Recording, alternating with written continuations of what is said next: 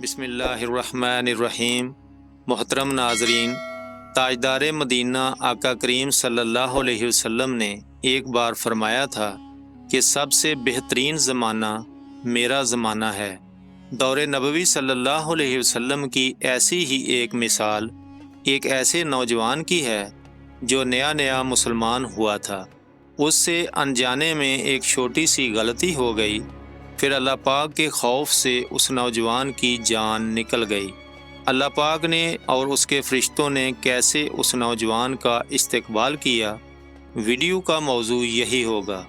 لیکن اس سے پہلے اگر آپ نے ابھی تک ہمارے چینل عاقب وائس کو سبسکرائب نہیں کیا ہے تو براہ کرم ابھی سبسکرائب کر لیں اور ساتھ میں لگے گھنٹی کے نشان کو بھی پریس کر دیں تاکہ مستند دینی، معلوماتی اور سچے اسلامی تاریخی واقعات پر مبنی ہماری آنے والی ہر نئی ویڈیو آپ کو بروقت مل سکے۔ شکریہ۔ دوستو، حضرت جابر بن عبداللہ انصاری رضی اللہ تعالی عنہ کی ایک روایت ہے کہ ایک انصاری نوجوان نے اسلام قبول کیا جس کا نام صلبہ بن عبد الرحمن تھا۔ یہ نوجوان رسول اللہ صلی اللہ علیہ وسلم کی خدمت کیا کرتا تھا۔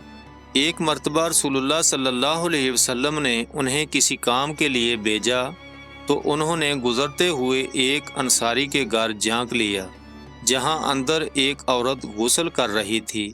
اب اس نوجوان کو خوف لاحق ہوا کہ کہیں ایسا نہ ہو کہ میری اس حرکت کی رسول کو بذریعہ وحی اطلاع ہو جائے، لہذا خوف اور شرمندگی کے باعث وہ واپس بارگاہ رسالت صلی اللہ علیہ وسلم میں حاضر نہ ہوا اور وہاں سے بھاگ کر مدینہ کے پہاڑوں میں جا کر چھپ گیا۔ جب اسے غائب ہوئے 40 روز گزر گئے تو حضرت جبرائیل علیہ السلام نازل ہوئے اور فرمایا، اے محمد، آپ کا رب آپ کو سلام کہتا ہے اور یہ کہ آپ کی امت کا ایک شخص ان پہاڑوں میں چھپا مجھ سے پناہ کی درخواست کر رہا ہے۔ رسول اللہ صلی اللہ علیہ وسلم نے حضرت عمر فاروق اور حضرت سلمان فارسی سے فرمایا کہ تم دونوں جاؤ اور اس نوجوان صلبہ کو تلاش کر کے میرے پاس لاؤ۔ یہ دونوں حضرات مدینہ منورہ سے ان پہاڑوں کی طرف تلاش میں نکلے تو راستہ میں مدینہ منورہ کے زفافہ نامی ایک چرواہے سے ملاقات ہو گئی تو اس سے پوچھا کہ کیا تم نے ان پہاڑوں کے دامن میں صلبہ نامی کسی نوجوان کو تو نہیں دیکھا؟ اس نے کہا، شاید آپ لوگ جہنم کے ڈر سے بھاگے ہوئے نوجوان کے بارے میں سوال کر رہے ہیں۔ ان حضرات نے کہا، تمہیں کیسے معلوم ہوا کہ وہ جہنم کے ڈر سے بھاگا ہوا ہے؟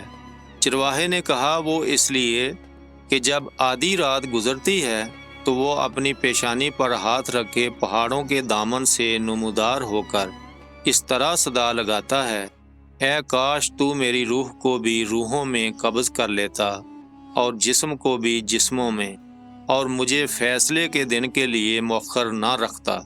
حضرت عمر رضی اللہ تعالی عنہ نے فرمایا کہ ہاں، ہم اسی نوجوان کی تلاش میں ہیں۔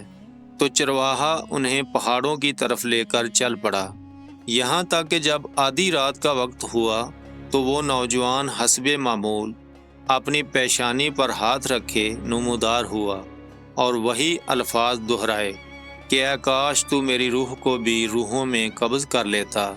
اس دوران حضرت عمر رضی اللہ تعالی عنہ نے جپٹ کر اسے گود میں اٹھا لیا تو اس نے پوچھا کہ رسول اللہ صلی اللہ علیہ وسلم کو میرے گناہ کے بارے میں معلوم پڑ گیا ہے؟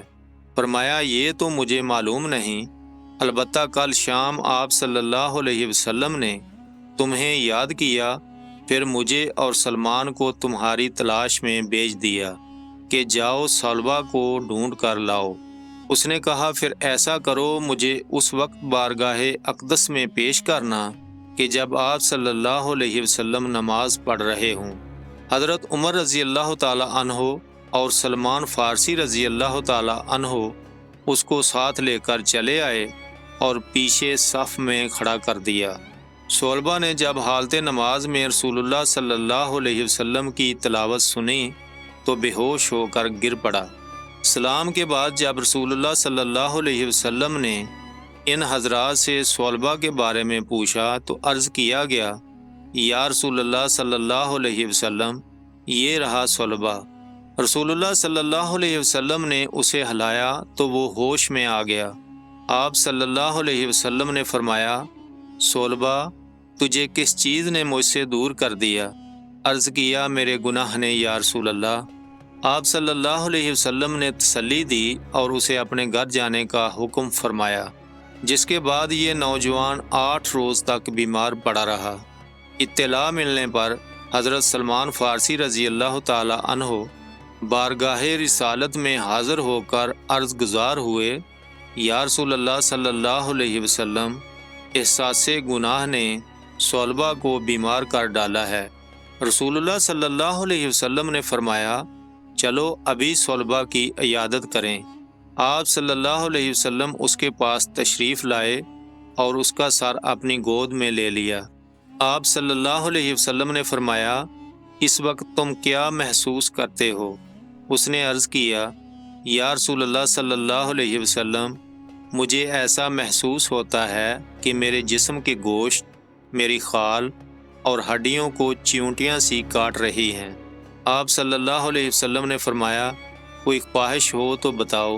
عرض کیا، یا رسول اللہ صلی اللہ علیہ وسلم، میرے رب کی طرف سے میری مغفرت کا پروانہ اور بس۔ حضرت جبرائیل علیہ السلام نے نزول فرمایا اور حکم سنایا کہ اگر میرا یہ بندہ زمین کی مقدار بار بھی گناہ کرتا تو میں اسی مقدار میں اپنی رحمت و مغفرت کے ساتھ اس کا استقبال کرتا۔ جب رسول اللہ صلی اللہ علیہ وسلم نے صلبہ کو اللہ کا یہ پیغام دیا تو اس نے ایک چیخ کے ساتھ جان دے دی۔ رسول اللہ صلی اللہ علیہ وسلم نے صلبہ کی تجہیز و تکفین کا حکم فرمایا اور اس کا جنازہ لے کر نکلے۔ ہم نے دیکھا کہ رسول اللہ صلی اللہ علیہ وسلم چلتے ہوئے انتہائی احتیاط کے ساتھ پورا پاؤں زمین پر رکھنے کی بجائے پنجوں کے بل چل رہے تھے۔ تدفین کے بعد رسول اللہ صلی اللہ علیہ وسلم سے اس کی وجہ پوچھی گئی تو آپ صلی اللہ علیہ وسلم نے فرمایا، قسم ہے اس ذات کی کہ جس نے مجھے سچا نبی بنا کر بھیجا۔ وجہ یہ تھی کہ صلبہ کے جنازے کے ساتھ چلنے کے لیے آسمان سے اس قدر فرشتے نازل ہوئے کہ زمین پر پاؤں رکھنا مشکل تھا۔ دعا ہے اللہ پاک آپ کو اور آپ کے پیاروں کو آسانیاں عطا فرمائے اور آسانیاں خلق خدا میں تقسیم کرنے کی توفیق عطا فرمائے، آمین۔ کمنٹ سیکشن میں آمین ضرور لکھیے گا۔ ملتے ہیں ایک نئی ویڈیو کے ساتھ۔ اللہ نگہبان۔